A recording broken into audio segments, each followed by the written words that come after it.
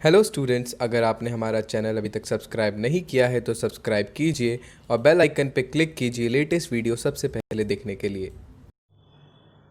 Okay students, आज का हमारा टॉपिक है स्पेसिमेन ऑफ रियलाइजेशन अकाउंट। जैसे कि लास्ट वीडियो में हमने डिस्कस किया था कि डिसोल्यूशन चैप्टर में कौन कौन से अकाउंट्स हमें ड्रॉन करने हैं, जिसमें था first realisation account, loan account, loan by the partner and loan by the firm. ऐसे करके दो अकाउंट थे।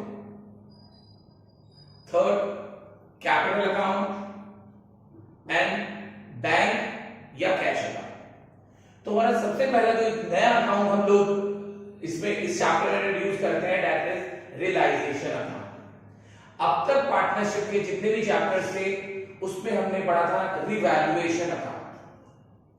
रिवैल्यूएशन अकाउंट में हम असेट्स एंड लायबिलिटीज को रिवैल्यूएट करते हैं और उनके प्रॉफिट और लॉस से हम रिवैल्यूएशन अकाउंट बनाते हैं। बट रियलाइजेशन अकाउंट का मीनिंग समथिंग डिफरेंट। यहां हमें अपनी असेट्स को सेल आउट करना है, उनके अकाउंट क्लोज करने हैं और उन्हें सेल आउट करना है। उनसे मिलने वाले पैसों को, उन पैसों से हमें अपनी जो आउटसाइड लायबिलिटीज हैं उनका पेमेंट करना है। और ऐसा करने पर अगर हमें कोई प्रॉफिट या लॉस होता है तो वो डेफिनेटली पार्टनर्स में उनके ओल्ड रेशियो में डिस्ट्रीब्यूट करना है। So this is the whole scenario. अब हम स्पेसिमेन ऑफ रियलाइजेशन अकाउंट, ये जो गिवन है, इस पर डिस्कशन करेंगे। बच्चों, आपको क्वेश्चन जो दिया जाएगा वहां आपके पास एक बैलेंस शीट होगा at the time of dissolution का। जिस दिन फर्म डिसॉल्व हो रही है उसकी एक बैलेंस शीट आपके पास होगी और सम ऑफ द एडजस्टमेंट होगी, जिसमें आपको बताया होगा कि आपने एसेट्स को सेल आउट कर दिया, ठीक है, वो सारी एडजस्टमेंट होगी। तो हम जब रियलाइजेशन अकाउंट स्टार्ट करेंगे तो सबसे पहले अपनी एसेट्स के अकाउंट क्लोज करेंगे। सारी एसेट्स को रियलाइजेशन अकाउंट के डेबिट साइड में डालकर उन्हें क्लोज कर देंगे।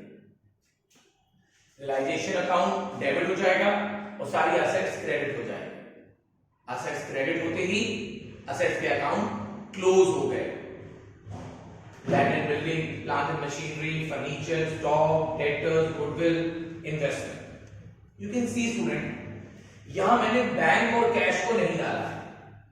हम बैंक और कैश को रियलाइजेशन अकाउंट में ट्रांसफर नहीं करेंगे, क्योंकि उनसे कैसी वसूली, उनसे कैसा रियलाइजेशन, वो तो ऑलरेडी कैश की फॉर्म में ही है, तो उसे हम रियलाइजेशन अकाउंट में ट्रांसफर नहीं करेंगे। ठीक। इसके अलावा अगर किसी पार्टनर का कैपिटल, करंट या लोन अकाउंट असेट साइड में दिया हुआ है, that is also not be transfer in realisation account. उनको भी हम रियलाइजेशन अकाउंट में ट्रांसफर नहीं करेंगे। तो हमारी non current assets, sum of current assets will transfer except bank, cash, capital, current and loan account of the partners and any losses, accumulated losses like P&L और advertisement suspense account, ये भी realisation account में transfer नहीं होंगे assets को transfer करते समय। तो एक बार रिकॉल करते हैं कौन सी चीजें मैंने बताई। बैंक और कैश, पार्टनर्स के कैपिटल, करंट और लोन अकाउंट, एंड तीसरा accumulated losses, P&L account and advertisement suspense.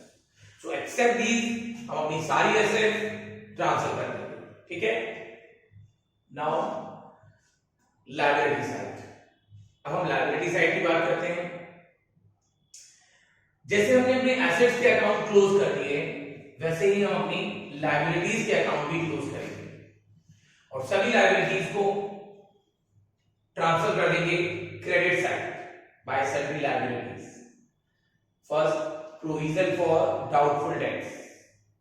Student, usually हमें जो बैलेंस शीट दी होती है वहां डेटर्स के साथ एक प्रोविजन फॉर डाउटफुल डेट्स भी होता है। तो यहां जब हम डेटर्स ट्रांसफर करेंगे तो हम उसकी फुल वैल्यू ट्रांसफर करेंगे बिना पीवीडी लेस करेंगे, और जो पीवीडी का अमाउंट होगा वो यहां लिखा जाएगा, क्योंकि एक्चुअल में पीवीडी हमारी एक लायबिलिटी होता है। हम उसे असेट साइड में डेटर में से लेस कर देते हैं, बट एक्चुअल में उसका अकाउंट क्रेडिट ही होता है। तो उसे अपनी बुक्स में क्लोज करने के लिए हम यहां उसे क्रेडिट कर देंगे, ठीक है। इसके अलावा salary creditors, bills payable, outstanding expenses, bank loan, bank overdraft, investment fluctuation reserve, ये सभी लायबिलिटीज यहां ट्रांसफर करके इनके अकाउंट क्लोज कर सकते हैं। आपको चेक करना होगा, कुछ और लायबिलिटीज भी हो सकती है लाइक प्रोविडेंट फंड, उसको भी आपको यहां डालकर क्लोज करना होगा, ठीक है। ये क्वेश्चन आपको थोड़ा चेक करना होगा। मैं आपको बताता हूं कौन सी लायबिलिटीज यहां ट्रांसफर नहीं करनी है। Same general reserve, P&L account यहां ट्रांसफर नहीं करना है। पार्टनर्स के कैपिटल अकाउंट, करंट अकाउंट और loan account, if any loan account of partner given in the liability side, तो उसको आपको यहां ट्रांसफर नहीं करना है स्टूडेंट, उनके सेपरेट अकाउंट करेंगे, जैसा कि हमने अपने लास्ट वीडियो में डिस्कस किया था, उसके सेपरेट अकाउंट करेंगे, ओके। ये दोनों ट्रांजैक्शन करने के बाद हमारी सभी एसेट्स और लायबिलिटीज का अकाउंट क्लोज हो गया, ओके।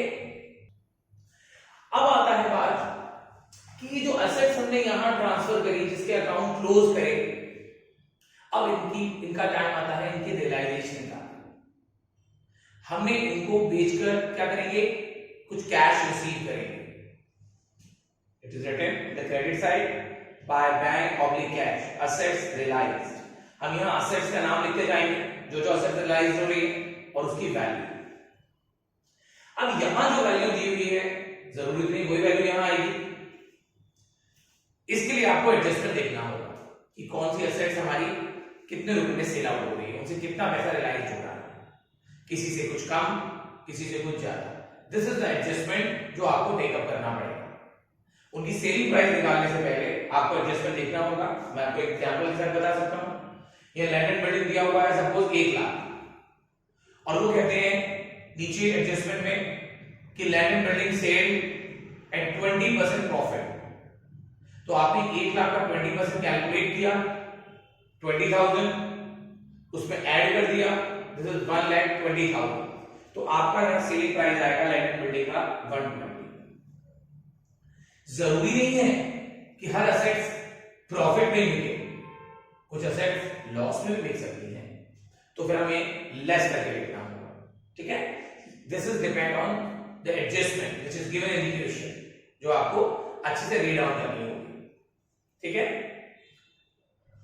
कभी कभी ऐसा भी होता है कि कोई असेट्स पार्टनर ले जाता है, भाई पार्टनर फॉर्म में काम है, ओनर है, कोई असेट्स को वो भी लेके जा सकता है, तो हम उस असेट्स को ट्रांसफर कर देंगे क्रेडिट साइड, किस नाम से, पार्टनर्स के नाम से। अगर कोई पार्टनर ए एक्स है देन एक्स, वाई है तो Y, depends, assets taken, yes. अगर क्वेश्चन में किसी असेट्स के बारे में कुछ भी मेंशन नहीं है कि उसे रियलाइज किया गया या पार्टनर लेकर गया, तो हम ऐसी असेट्स को फिर रिकॉर्ड नहीं करेंगे, कहीं रिकॉर्ड नहीं करेंगे। यूजुअली ऐसा हमारी इंटेंजिबल असेट्स के साथ होता है। यूजुअली जैसे हम गुडविल दिया हुआ है, भाई गुडविल का वैल्यू तभी है जब हम इस बिजनेस को कंटिन्यू करें। अगर हम बिजनेस को खत्म ही कर रहे हैं तो फिर हमारे बिजनेस की गुडविल कौन खरीदेगा। तो कभी कई बार ऐसा होता है कि गुडविल के बारे में कुछ भी गिवन नहीं होता है, तो हम उसको कहीं भी रिकॉर्ड नहीं करेंगे, क्या है। चलिए अब आते हैं लायबिलिटीज पर। लायबिलिटीज जो हमने यहां ट्रांसफर करी है, अब इनके अकाउंट क्लोज भी करने हैं, और सॉरी इनको पे भी करना है। अकाउंट तो क्लोज यहां पर जब हमने ट्रांसफर किया तभी हो गए, अब उनको पेमेंट करना है। To bank oblique cash account, liability paid. Liabilities जो पे होंगी उनका उनका नाम यहाँ लिखते जाएंगे लाइन से, और जितना अमाउंट हम पे कर रहे हैं सेम वे कि अगर हम किसी लायबिलिटी का पेमेंट उसकी एक्चुअल फिगर से ज्यादा में कर रहे हैं तो प्लस करके, कम में कर रहे हैं तो माइनस करके। वो प्रोविजन आपको नीचे देखकर ही करके कैलकुलेट करना होगा। एक क्रेडिटर को पेमेंट हम अगर ज्यादा कर रहे हैं तो ऐड करके लिखना है, कम कर रहे हैं तो लेस करके लिखना है। Correct? At the time of dissolution sometime कोई अनरिकॉर्डेड लायबिलिटीज हमें पे करनी पड़ती है, तो वो भी आपको यही लिखनी है।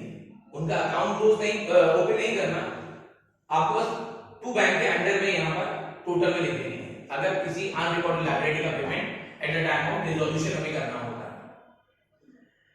उसके बाद अगर किसी लायबिलिटी का पेमेंट फर्म के पार्टनर ने करा है तो आप लिखेंगे पार्टनर्स कैपिटल अकाउंट। यस, जैसे कोई एसेट पार्टनर लेता है तो हम यहां लिखते हैं, ऐसे ही अगर कोई पार्टनर लायबिलिटी का पेमेंट करता है तो उसे हम यहां लिखते हैं। यस, डिसॉल्यूशन में एक्सपेंसेस को लेकर भी कुछ प्रोविजंस हैं। जब हम फर्म डिसॉल्व करते हैं तो कुछ डिसॉल्यूशन एक्सपेंसेस होते हैं, ठीक है? तो उसको अगर पे किया है, मतलब फर्म ने पे किया है तो टू बैंक कैश के नाम से, और अगर उस एक्सपेंस का पेमेंट पार्टनर ने करा है तो पार्टनर के नाम से। ठीक है? अगर यहां दी हुई किसी लायबिलिटी के बारे में कुछ भी नहीं कहा कि उसका पेमेंट फर्म ने करा या पार्टनर ने करा, तो ऐसी लायबिलिटी को हम क्या मानेंगे? ऐसी लायबिलिटी का पेमेंट फर्म ने करा बाय डिफॉल्ट। ये आपको देखना होगा। अब यहां थोड़ा सा कंफ्यूजन रहता है कि एसेट्स के मामले में रूल अलग है, लायबिलिटीज के मामले में रूल अलग है। अगर एसेट्स के बारे में कुछ भी मेंशन नहीं है तो उसका कुछ नहीं करना, पर अगर लायबिलिटीज यहां दी हुई है और उसका पेमेंट नहीं किया गया, नीचे एडजस्टमेंट में नहीं बताया गया, तो आपको उसका पेमेंट अपनी तरफ से करना है। और उसका पेमेंट किसने करा? फर्म ने किया, तो बैंक के अंदर। इसको बनाने के बाद आप इसका टोटल करेंगे एज यूजुअल। अगर क्रेडिट साइड जा रहा है तो प्रॉफिट निकलेगा और प्रॉफिट पार्टनर्स में बढ़ जाएगा उनके रेशियो में, और अगर डेबिट साइड जा रहा है तो उसको लॉस निकलेगा, तो ये लॉस भी पार्टनर्स में डिस्ट्रीब्यूट हो जाएगा। ठीक है? फिर ये लॉस या प्रॉफिट जो भी है कैपिटल अकाउंट में ट्रांसफर हो जाएगा।